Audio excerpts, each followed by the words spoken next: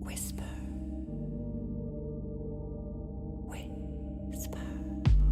Hello, c'est Alice et vous écoutez Whisper, le podcast qui murmure à l'oreille de la génération Z. Dans Whisper, on part à la rencontre d'hommes et de femmes de terrain qui nous partagent leurs visions, leurs expériences et leurs expertises afin de nous guider dans la grande nébuleuse qu'on appelle parfois le monde du travail, de la recherche d'emploi aux innovations secteurs.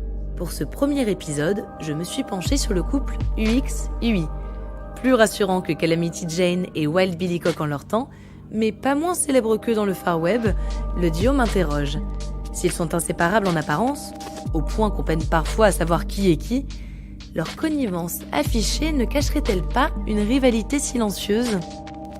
Alors que je chevauchais à toute allure sur la route du digital, je me suis donc arrêtée à hauteur de ces deux fines gâchettes pour leur poser la question UX, UI, idylle 2.0 ou amour vache ? Le premier à relever son chapeau, la chic à la bouche, c'est Timothée. Il travaille comme UX designer chez Job Teaser. Cette start-up propose une plateforme carrière clé en main, le Career Center, aux établissements d'enseignement supérieur afin de mettre en relation jeunes talents et entreprises qui recrutent. Impératif donc que chacun y trouve aisément son chemin, sans quoi les rencontres ne se feraient pas. Et ça, c'est Timothée qui s'en charge. Salut Timothée. Salut Alice. Avant toute chose, être UX, ça veut dire quoi ? Alors, être UX, c'est avant tout être designer au sein d'une entreprise, d'une société. L'UX, c'est assez souvent mal compris. C'est un ensemble immense de métiers et un secteur très vaste. Il y a beaucoup de métiers au sein de ça. Et on a un peu construit une image de l'UX designer qui regroupe tout, et c'est pas tout à fait vrai. Avant tout, être UX designer, c'est représenter le besoin des utilisateurs. Garder ça au cœur de notre réflexion pour qu'on ne s'éloigne pas de cette notion la plus importante qui est de défendre les utilisateurs, peu importe la cause et là où ça nous mène. Quel est ton impact et ton influence sur un produit ?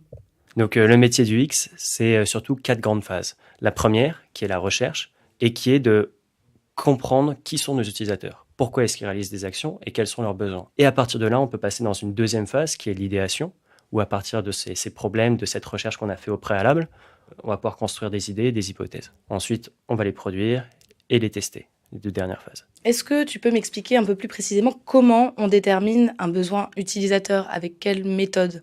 On a différentes méthodes pour ça. En effet, l'une des méthodes les plus connues, c'est passer un entretien utilisateur avec une grille de questions. On va lui demander plein de choses différentes sur un sujet assez précis. Idéalement, on va avoir plusieurs utilisateurs pour essayer de voir si un problème est juste unique à une personne ou si c'est quelque chose qui se dégage. On peut faire ce qu'on appelle un fly on the wall, où on va sur le lieu de travail de quelqu'un ou sur son espace de vie et on observe de manière silencieuse ce qui se passe et on essaie de comprendre quels sont ses problèmes et ses points d'attention. Parce qu'entre ce que dit quelqu'un et ce que vit quelqu'un, ce n'est pas toujours la même chose. Et on a une dizaine de méthodes différentes comme ça pour vraiment comprendre nos utilisateurs. C'est un vrai travail d'investigation.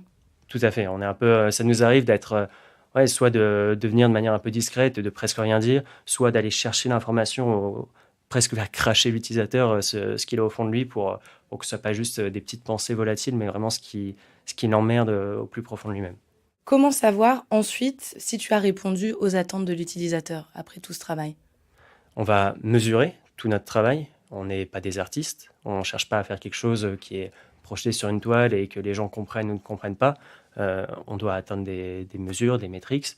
Généralement, après qu'on ait fait notre travail de recherche, on émet des hypothèses.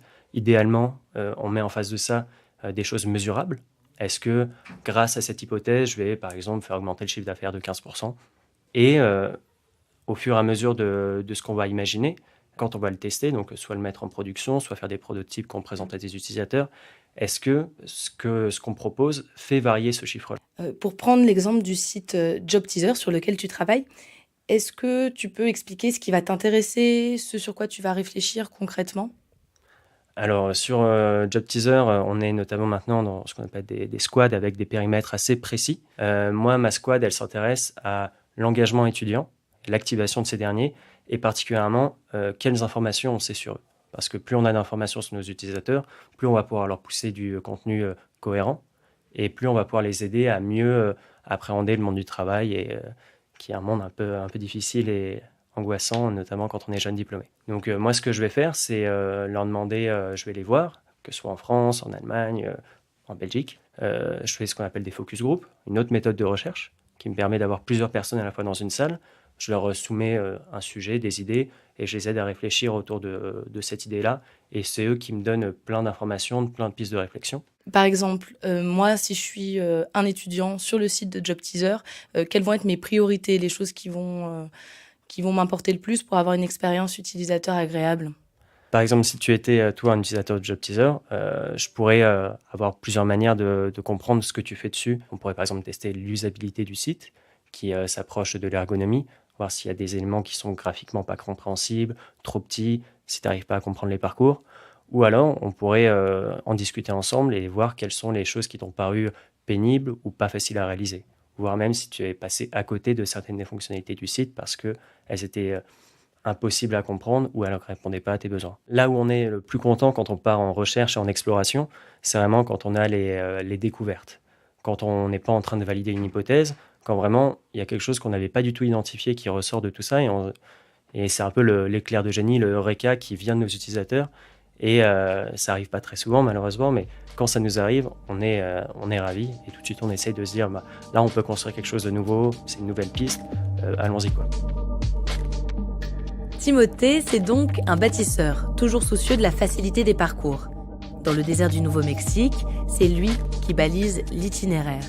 Mais imaginons un instant que le Saloon de Las Cruces ressemble à s'y méprendre à un obscur tripot où un brelan de 8 pourrait bien nous coûter la vie. Il y a peu à parier que les caravanes y marquent l'arrêt. Et c'est là que Vanessa, la partner in crime de Timothée, entre en jeu. Salut Vanessa! Salut Alice. Alors Vanessa, tu es donc UI designer. Est-ce que tu peux m'expliquer en quoi consiste ton travail ? Mon travail consiste en la création d'interfaces utilisateurs, généralement numériques. En fait, je vais créer tout ce qui sert d'interaction entre la machine et l'utilisateur. Tout ce qui peut être écran, éléments d'interaction, l'interface d'application que tu peux avoir, l'interface du site internet, etc. Il y a un aspect assez esthétique dans ton travail, c'est vraiment le visuel qui compte ? Il y a beaucoup de choses qui comptent, il y a l'aspect esthétique, il y a l'aspect compréhension également, énormément. Il faut que l'utilisateur puisse comprendre au premier coup d'œil quelle est l'action qu'il doit effectuer sur la page ou sur l'interface. Il y a une question d'intuition. L'utilisateur doit comprendre au premier coup d'œil où il est, ce qu'il doit faire, ce qu'il doit effectuer pour accomplir son action. En t'entendant parler, on comprend que il y a quelque chose de l'ordre de l'émotion, de l'engagement de l'utilisateur. Quels sont les leviers visuels qui te permettent de générer ça, de toucher l'utilisateur de manière émotionnelle ? Il y a beaucoup de choses. Il y a tout ce qui peut être déjà les best practices qui nous permettent de toucher à l'habitude de l'utilisateur. Les utilisateurs en généralement ont des habitudes, des applications ou des sites privilégiés qu'ils utilisent au quotidien. Du coup, créer un univers, on va dire, cohérent et des éléments cohérents autour de ces best practices-là lui permet de se sentir plus en confiance et de reconnaître les éléments qu'il doit utiliser. Il y a également tout ce qui peut être purement émotionnel et purement esthétique, ce qui peut être de l'animation, de l'interaction directe. Ça joue beaucoup aussi sur le tone and voice. La façon dont on parle à l'utilisateur, d'une façon ou d'une autre, va pousser l'engagement ou pousser sa motivation. Ça peut être de l'ordre des images, ça peut aussi être beaucoup de l'ordre des illustrations, pour que l'utilisateur puisse se projeter de façon plus rapide et plus facile. C'est on va dire un mélange de tous ces éléments-là qui vont permettre à l'utilisateur ou nous permettre à nous plutôt de créer de l'émotion pour mettre en confiance l'utilisateur et lui faire comprendre sur quelle interface il est et vers quoi il doit se diriger. Comment tu travailles avec l'UX designer ? Est-ce que tu peux nous donner un exemple concret d'application portant sur un projet récent, par exemple ? Un exemple typique, ça va être, une refonte de homepage, par exemple. L'UX va d'abord travailler en amont sur de la prise de besoins. Quels sont les besoins des utilisateurs ? Quels sont leurs points de friction ? Leurs pain points ?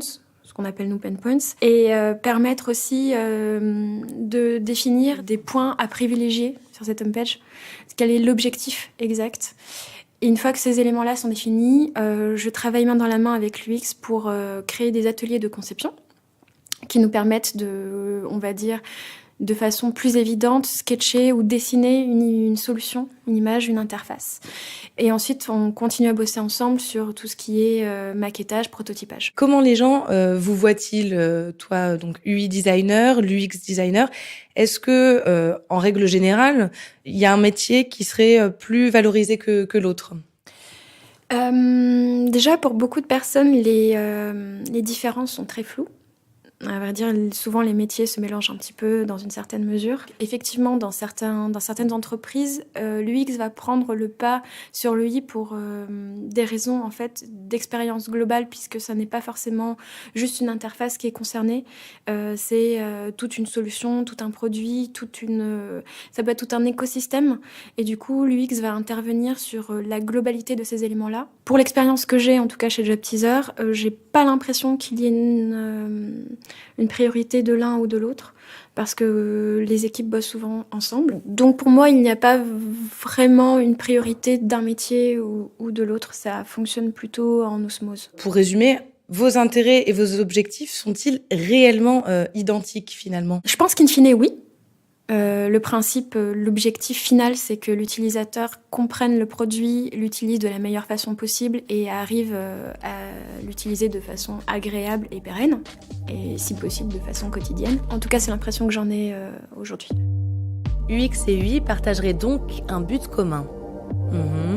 La solidarité affichée, on connaît. Ça n'a pas empêché Jesse James d'y passer, trahi par les membres de son gang pour $10 000. Thomas est ce qu'on appelle un lead UX/UI. J'ai été lui demander son avis quant à la relation de ce duo d'enfants terribles. Bonjour Thomas. Bonjour Alice. Tu es lead UX/UI. Alors tu devrais pouvoir m'éclairer. Entre UX et UI, est-ce que l'un prime sur l'autre ou bien souffre d'une comparaison quelconque? C'est une bonne question. Non. En fait, ce sont deux métiers complètement différents. Un UX, j'aime bien le comparer un peu à un architecte d'intérieur. L'idée, en fait, c'est comment tu aménages l'information et comment est-ce que tu la structures. Un UI, lui, va plutôt créer une interface qui provoque des émotions chez l'utilisateur. Donc, en fait, c'est deux métiers qui sont complètement différents, qui sont très complémentaires. Un UX, lui, va chercher plutôt à permettre à l'utilisateur de trouver l'information dont il a besoin le plus rapidement possible. Lui va rendre l'expérience encore plus séduisante et attractive à travers un design qui apporte de l'émotion. Donc si l'UX c'est l'architecte d'intérieur, lui c'est un peu le décorateur? C'est ça, exactement. L'UX, lui, si on se rapproche un peu de ce comparatif à l'architecte d'intérieur, un architecte d'intérieur, il a deux rôles. Le premier rôle, ça va être de créer en fait des flux d'espace qui ont du sens dans un intérieur. Et ensuite, il va avoir toute la partie déco pour pouvoir aménager l'appartement et donner une âme en fait à l'intérieur. Et donc du coup, l'UX, lui, va plutôt déterminer les flux de passage et les rangements, par exemple.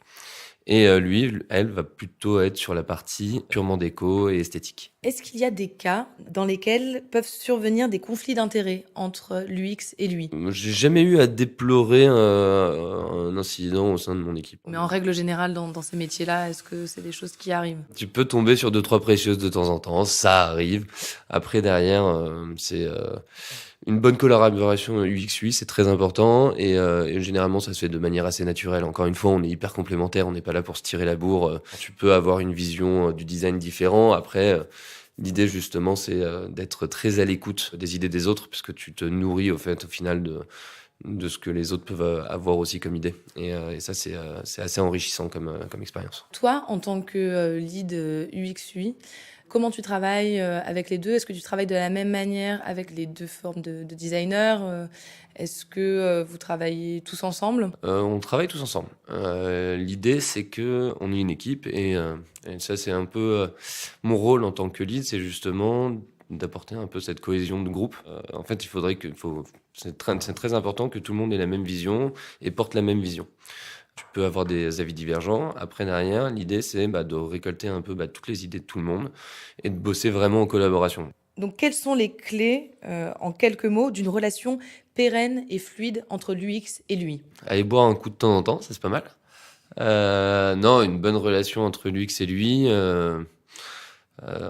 Encore une fois, je vais ramener ça à l'équipe. C'est une bonne cohésion de groupe. faut être assez pragmatique. Il faut vraiment mettre de l'eau dans son vin. T'as pas la science infuse. Du coup, en gros, ce que tu vas aller rechercher à travers ta collaboration avec UX, UI, Dev, n'importe qui d'ailleurs, au final, c'est vraiment essayer d'avoir cette humilité, quoi. C'est-à-dire que tu peux être bon dans ton métier. En revanche, les autres aussi ont des idées intéressantes. Et donc, du coup, en fait, tu vas piocher dans tout ça. Donc, une relation pérenne entre UX et UI, ça va être l'écoute. C'est vraiment s'écouter, échanger et prendre en considération les idées des autres. Tu as aujourd'hui une belle expérience dans le domaine de l'UX et de l'UI. Pour toi, c'est quoi l'avenir de ces deux métiers et l'avenir de leur relation ? Je pense que ça va être de plus en plus fusionné, en fait, ces deux métiers. En fait, on arrive dans une ère où les personnes ont plusieurs compétences et ont une appétence en plus à essayer de les développer d'autres compétences qu'ils n'auraient pas forcément. L'UX et l'UI, je pense, vont tendre à fusionner. C'est-à-dire qu'on va avoir de plus en plus aujourd'hui de product designers. C'est-à-dire des gens qui ont la capacité de faire et de l'UX et de l'UI en même temps. UX et UI semblent donc bel et bien indissociables. Alors oui, comme à l'occasion de tout voyage, il peut arriver que les envies divergent ou que l'un souhaite faire couverture à part à l'occasion d'une nuit à la belle étoile. Mais chacun sait qu'il aura du mal à ignorer l'autre bien longtemps. Cavaliers des temps modernes, ils peuvent bien chevaucher sans elle, mais certainement pas l'un sans l'autre, ni même lui sans elle. Allez, c'en est fini pour ce voyage-là. À bientôt pour une nouvelle aventure. Et d'ici là, n'oubliez pas de whisper autour de vous.